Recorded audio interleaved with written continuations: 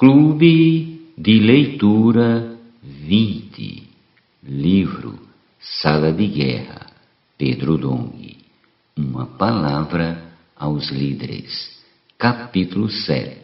Tema desta semana: o líder como trabalhador da última hora. Meta de hoje: leitura das páginas 90 a 94. Um testemunho maravilhoso. Falamos anteriormente de Mateus 19 sobre ser como uma criança, e hoje temos visto as crianças e os adolescentes pregando o Evangelho em todo lugar. Ouvi o testemunho de uma família da igreja que estava numa viagem de avião, e o filhinho de apenas 3 anos de idade, quando era permitido, ficava no corredor orando pelos comissários. Essa criança mal sabia falar. As pessoas contatadas ficaram impressionadas e comovidas com a ousadia do pequeno em pregar o Evangelho. Que doce testemunho! Alguns adolescentes estudam e fazem comportagem no tempo disponível. Eles fazem isso com simplicidade, por amor ao Senhor e em obediência à palavra profética, e o fazem com dedicação, empenho e de maneira absoluta pelo Senhor. Para mim, isso é um grande exemplo e também um grande estímulo. Por isso, continuo insistindo, não vamos amar nossa posição de líder, de querer ter preeminência no meio dos irmãos, evidenciando nossas qualidades e sentindo-nos superiores aos demais. Precisamos da realidade do espírito dos trabalhadores da última hora. O Senhor precisa de líderes simples, obedientes e não convencionais. Ele precisa de pessoas com esse espírito para apressar sua volta. Diante de tudo que o Senhor tem revelado a nós, sinto que a volta dele está muito próxima. Não querer posição de destaque na igreja.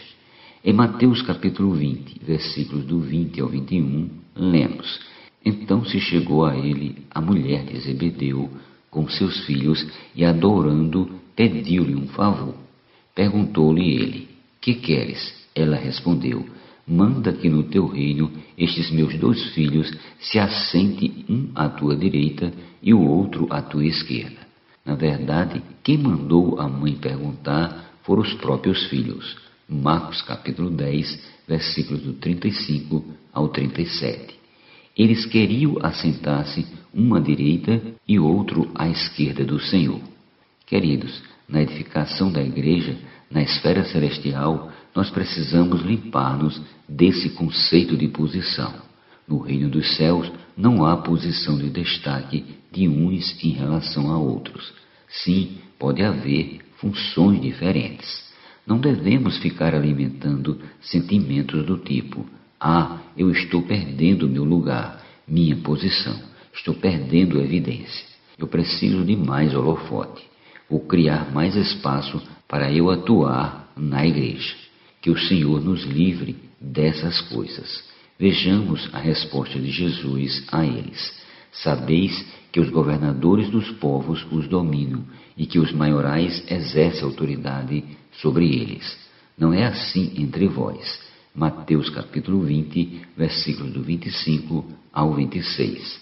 Não diga: eu sou líder na igreja, sou líder nessa região. Vocês devem obedecer a mim, vocês devem servir-me. O final da resposta do Senhor a eles foi: quem quiser tornar-se grande entre vós, será esse o que vos sirva, e quem quiser ser o primeiro entre vós, será vosso servo, tal como o Filho do Homem, que não veio para ser servido, mas para servir e dar a sua vida em resgate por muitos. Versículos do 26 ao 28. Em Mateus 23, vemos que os fariseus são aqueles que amam o primeiro lugar nos banquetes e as primeiras cadeiras nas sinagogas, as saudações nas praças e os serem chamados mestres pelos homens. Versículos do 6 ao 7. A preeminência na igreja vem pela realidade da vida, pelo reconhecimento orgânico dos membros do corpo. Vamos servir ao Senhor na igreja e cuidar das igrejas em nossa região com dedicação, carinho, simplicidade, amor intenso pelos irmãos e obediência à palavra profética, à direção do Espírito. Façamos isso sem nada requerer em troca. Em 1 Timóteo 3,13, lemos: pois os que desempenharem bem o diaconato alcançarão para si mesmos justa preeminência e muita intrepidez na fé em Cristo Jesus. Quem serve na igreja promove sua edificação e ajuda os irmãos com pureza de coração, é que alcança a justa preeminência no meio dos irmãos a quem serve. Isso não é errado, é normal, é uma reação espontânea do próprio corpo. Mas se você lutar para obter um espaço à força, isso nada tem a ver com a realidade do reino dos céus. Na vida da igreja, cada um deve considerar com toda a humildade os outros superiores a si mesmo. Filipenses 2:3. O amor pela preeminência e a disputa por poder ou posição tem danificado a igreja, prejudicando a edificação do corpo de Cristo. Senhor, eu quero ver. Em Mateus capítulo 20, versículos do 29 ao 34, lemos: saindo eles de Jericó, uma grande multidão o acompanhava. E eis que 2 cegos, assentados à beira do caminho, tendo ouvido que Jesus passava, clamaram: Senhor, filho de Davi, tem compaixão de nós. Mas a multidão os repreendia para que se calasse.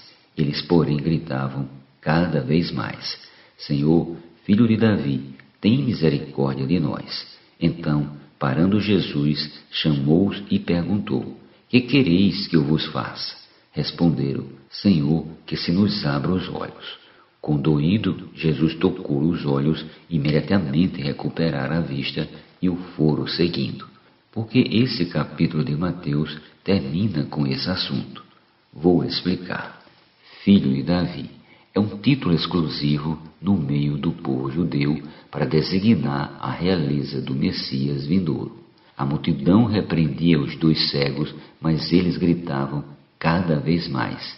É muito interessante que esse relato venha logo depois de a mãe de Tiago e João ter pedido que seus filhos se assentassem uma à direita e outra à esquerda do Senhor. Naquele episódio são 2 irmãos, e nessa passagem que acabamos de ler são 2 cegos. Quando não enxerga o que o Senhor está fazendo no reino dos céus, na igreja, você ainda busca os primeiros lugares, ainda busca posição, glória, preeminência. Se busca essas coisas na igreja e na obra do Senhor, sinto dizer, você é um cego. Se você é um cego, vai perder o galardão dos trabalhadores da última hora. Mas se reconhecer sua condição, você precisa ser como esses 2 cegos, correr desesperadamente atrás do Senhor. Se a palavra está sendo falada e você não está vendo nada, você precisa dizer: Senhor, eu quero ver. E o Senhor, por sua misericórdia, pode libertá-lo e curá-lo. Ele pode fazer ver e ainda participar do grupo de trabalhadores da última hora, os trabalhadores não convencionais que pensam e atuam fora da caixa. Aleluia! Queremos ter o espírito de Caleb e Josué. Desejamos que o Senhor agregue mais trabalhadores da última hora, pessoas ainda mais loucas por Ele, desesperadas para fazer sua vontade, pessoas que enfrentam resistências quando saem para pregar o Evangelho do Reino, mas não desistem ao receber pressões e ao ouvir nãos. Vamos ser insistentes em pregar o Evangelho do Reino e resgatar as pessoas das garras do inimigo de Deus. Ao ouvir os testemunhos dos comportores do que está acontecendo, de como tem feito sua obra na vida deles e por meio deles, meu sentimento é tomá-los como modelo, incentivo e motivação para não cair no convencional. Eu quero continuar sendo encorajado a ter esse outro espírito. Espero que todos vocês, líderes das igrejas e da obra do Senhor em cada região, também façam a mesma coisa. Somente os que têm esse outro espírito, como o de Caleb e Josué, em Números capítulo 14, versículos do 24 e 30, é que vão ser úteis na edificação da igreja e trazer o Senhor de volta para reinar.